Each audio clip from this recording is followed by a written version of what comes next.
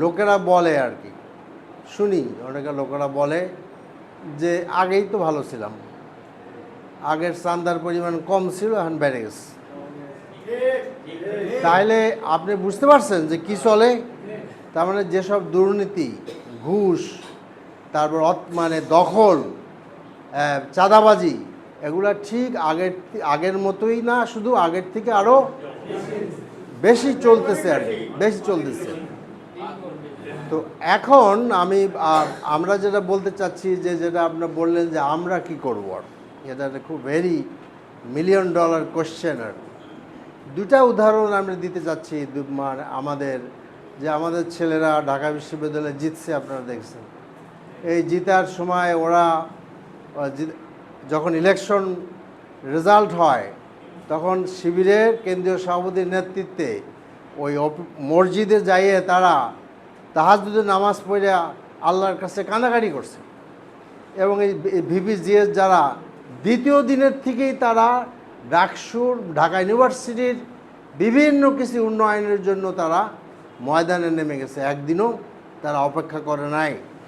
তো কাজেই একইভাবে জাহাঙ্গীরনগর ইউনিভার্সিটি তো আমাদের ছেলেরা আপনার রেজাল্ট আউট হওয়ার পরে তারাও কান্দাকাটি করেছে।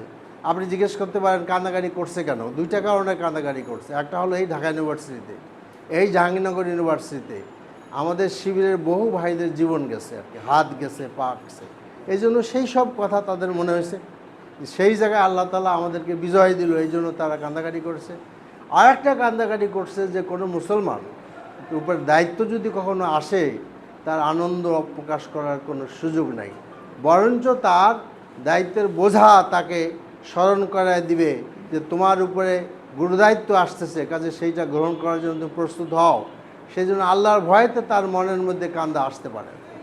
তা আমরা মনে করি যে, যেটা আমাদের এক ভাই বলেছেন, যে আমরা যদি কখনো কোথাও শাসন করার সুযোগ পাই, তাহলে আমরা জাতির শাসক হব না, আমরা সেবক হব।